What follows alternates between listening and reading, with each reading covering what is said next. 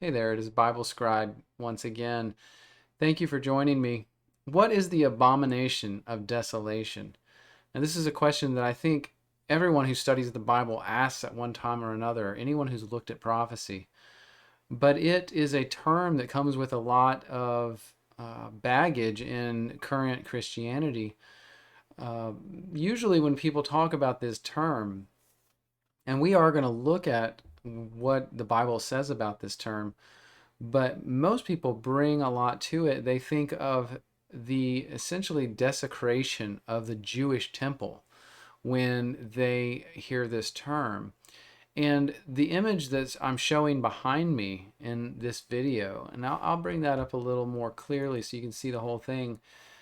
This is a 16th or 17th century woodcut image depicting the desecration of the Jewish temple by Antiochus Epiphanes in the years before Christ was born. So this event occurred BC. It's recorded in the books of Maccabees. If you wanted to read about it, you could there. But in the story, apparently Antiochus Epiphanes, when they conquered Jerusalem, he went into the temple and he sacrificed a pig and spread its blood all over the altar in the temple. And this, of course, was a severe desecration of the Jewish temple and an affront to the Jews and, of course, God Himself. But this is usually the example given of a desecration and the example given when people talk about the abomination of desolation. And so we're going to look at what these verses, there's verses in the book of Daniel that talk about it, and there's also some verses in the New Testament where Jesus is talking about it.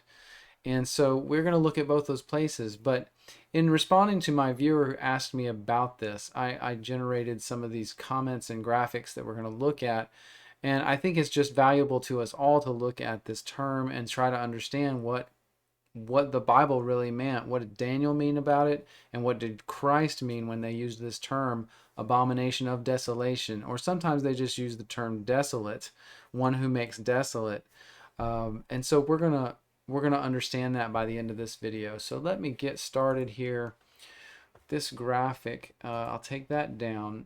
And now you can see as I start to look at this topic, I go to Daniel. So we're going to start in Daniel chapter 9, verse 27. And here's that verse in the King James. We're going to look at a couple other translations as well to get a full picture of what is really being talked about. But it says this, and he shall confirm the covenant with many for 1 week. And in the midst of the week he shall cause the sacrifice and the oblation to cease. And for the overspreading of abominations he shall make it desolate, even until the consummation, and that determined shall be poured out upon the desolate. Okay, so here, it's interesting because, like in this verse in the King James, we don't really see the phrase abomination of desolations or desolation. Instead, it says this overspreading of abominations, he shall make it desolate until the consummation, until that's complete, and that it's determined that those things would be poured out upon the desolate. Essentially, a judgment shall be poured out on the desolate, the one who is making desolate. All right? So, that being what the King James says, we see here that there's someone, a he, that will confirm the covenant with many for a week. And we can only assume by this that this covenant is the one of the Old Testament covenant between God and the Jews. That's what it seems to be implied here. In the midst of the week, now these weeks, judging from the context of Daniel 9, these weeks are weeks of years, so sets of 7 years. So this week is a time period of 7 years that it's talking about. And in the middle of it, it says that this person, will cause the sacrifice and the oblations in the temple to stop. And for the overspreading of abominations, he will make it desolate, meaning there won't be any any temple sacrifices or oblations or all those all the rituals of the Jews. They will be desolate. It will not happen. And it says even until the consummation. That means the completion of what is going on. And in this next phrase, and that determined, that means the things that are determined for this person, this thing who makes desolate, the judgments for that will be poured upon the desolate one. All right. So now, knowing what it says there, and that's the King James, let's bring up another translation. And that translation is one of my favorites to use when I need literal information. Apart from going to the Greek, this Young's literal translation gives a very literal rendering of those Greek words usually. So we can read it here. It says, "And he hath strengthened a covenant with many 1 week. And in the midst of the week, he causes the sacrifice and the presents to cease. And by the wing of abominations, he is making desolate, even till the consummation. And that which is determined is poured on the desolate one." Okay? So again, this reinforces that this he figure, this person, is strengthening the covenant for a week. But in the middle of that week, he makes it so that the sacrifices and the oblations, the presents, to cease. And by the wing of abominations, he is making desolate.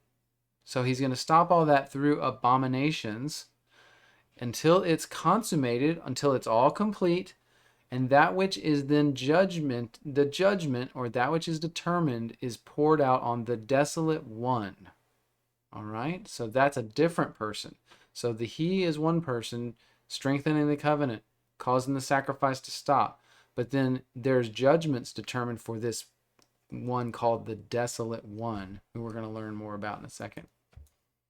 Now, I pulled up one more version just to get another flavor. And this, I usually go to the Septuagint to get a good read on, because the Septuagint was the Bible used in the first century during the time of Christ.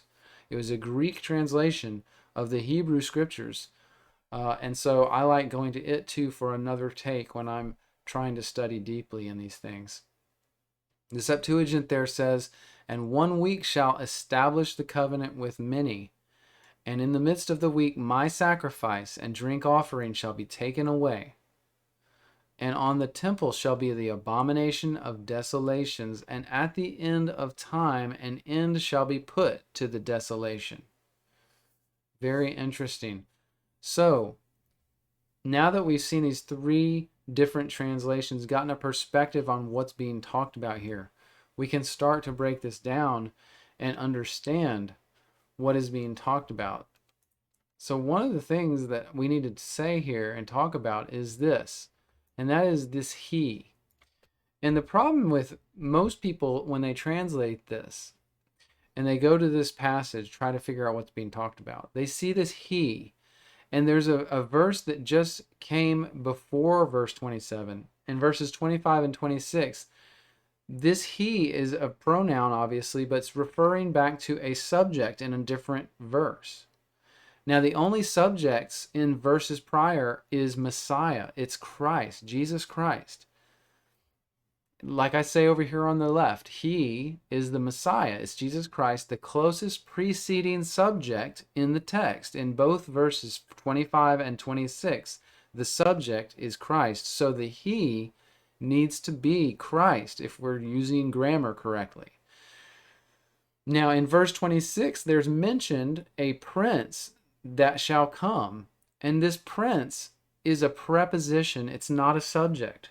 So you can't make this he pronoun refer to a preposition in a previous sentence. It needs to refer to a subject. That's just the rules of grammar and language.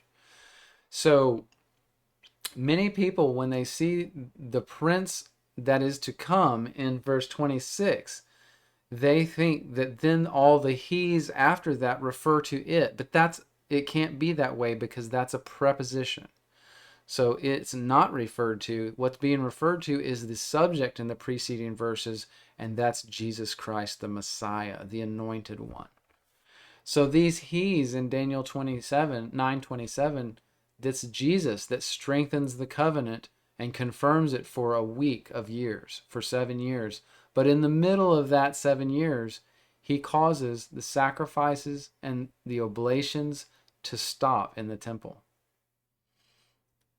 And so we know this he is Jesus Christ. He's, by the way, who else confirms a covenant with his people, with the Jews? Jesus Christ, or God himself. He has to confirm the covenant. It can't be some kind of, antichrist figure or something. Jesus is the one that confirms the covenant and then causes it to end in the middle of the week, halfway into the 7 years. Now, the other thing we need to look at here is these references to the abomination of desolation, or the one who makes desolate, the desolate one in Young's literal translation. And just a hint here, this is the beast figure from the New Testament. The beast, as described in Revelation chapter 13, Revelation 13. There's 2 beasts, but this would be the first of the 2 beasts. And that beast is a fallen angel entity. It's a demon, if you will. It's a demon that has power. And it controls, in the first century, it controls the armies of Rome. And it controls Caesar Nero. And so this beast figure is the one who's called the desolate one. That's actually, the desolate one is a phrase that actually is a reference to a fallen angel. The desolate one, the son of perdition, you may have seen in the New Testament. This is the beast figure. And desolation and perdition and wickedness is his lot. This fallen angel presides over desolation. And so that's what's being talked about here. But that beast power is going to run those Roman armies in 70 AD, runs them straight into the city of Jerusalem, and they start attacking the Jews and besieging the city. And so once all of this is consummated, as it says in verse 27 here, once it's all consummated, everything's complete, then a judgment is going to be poured out on that desolate one, a judgment from God himself. And so this is what's being talked about. Christ confirming the covenant for a week, but in the middle of the week, the sacrifices all stop, and these abominations start being allowed to occur, and they make the temple desolate. But then the one who has his hands in the pot, this desolate one, the beast figure, he is then at the end judged and taken out of the picture. He's allowed to work his ways on Nero and the armies of Rome in 70 AD. And they go into the city, they siege it, they destroy things, they destroy the temple, they kill most of the Jews. But then a judgment's poured out on that beast figure. And it says in Revelation that he is then sent and thrown in the lake of fire. So now we know what Daniel 9:27 is talking about when we are trying to pin down this phrase, the abomination of desolation. It's not really as clean cut as people like to make it sound, but it is understandable. As you can see, we've clearly understood what this passage is talking about just by being very careful with the text. Now, we're also going to talk about the Olivet Discourse of Jesus Christ because he mentions the abomination of desolation. And the neat thing about it, and let me bring up these equal symbols because this is recorded, the Olivet Discourse recorded in Matthew and in Mark and in Luke. So Matthew 24, Mark 13, and Luke 21 are parallel to each other. And I've put them that way here. You can see I've matched up the verses that are congruent in each of these. And so starting in Matthew 24:15, Mark 13:14, and Luke 21:20, these verses line up. So just to read to you here, Matthew 24, verse 15, I'll make it a little bigger here. You can see, when ye therefore see the abomination of desolation spoken of by Daniel the prophet, now we know we're talking about the same thing we read in Daniel, Stand in the holy place. Whoso readeth, let him understand. Then let them which be in Judea flee to the mountains. Okay? So he's saying when you see this start to happen, you get out of town. He's talking to the disciples in this passage. And so he's essentially talking to Christians in general of the time period, but he's telling the disciples so they will then disseminate this message to all the Christians. And all the Christians did become aware of this in the first century because they write about it in other passages and even in the New Testament. So that's what Matthew 24 says. In Mark, it says generally the same thing, but when you see the abomination of desolation spoken by Daniel the prophet standing where it ought not, let him that reads understand. Then let them that be in Judea flee to the mountains, okay? Now, in Luke 21, it's interesting. When you shall see Jerusalem compassed with armies, then know that the desolation thereof is nigh. Now, this is very helpful to us because the way Luke recorded this, he saw something that Matthew and Mark, they probably knew this and knew it, but they didn't write it. So Luke wrote it this way so that essentially we now know what this abomination of desolation was. What was the abomination that was going to happen? And so let me bring up some of the information here. First thing is the desolation. These verses all mean the same thing as we've just seen. Because we know these passages are parallel, they're talking about the same thing, it tells us that we can be confident that these are all talking about the same stuff. And so when Matthew says the abomination of desolation, Mark says the abomination of desolation, Luke says desolation, and he says it's the Jerusalem, it's when Jerusalem is compassed about with armies. And so he gives us this hint that lets us know what this abomination is that causes the desolation. And those words have meaning, so we can't just throw them around. Desolation means, of course, like the ruin of something. The ruin, the making of it to be totally useless and desolate, wiped out, essentially. So the abomination is, according to Luke, these armies that are going to encompass Jerusalem. And these verses mean the same thing. So Luke gives us that understanding that when these armies encircle Jerusalem, they're telling the people, you got to get out of the city because it's going to be horrible. And it was. If you read the historians of the first century, Josephus, Cassius Dio, Tacitus, and you read about this time period when Jerusalem was under siege by the Romans, it is horrible. They had no food. They were committing cannibalism to stay alive. They were killing each other. It was a terrible, terrible time. And Jews were dying by the thousands. Josephus records that I think over 1 million Jews died in the city alone as they crowded in to try to stay away from the Romans.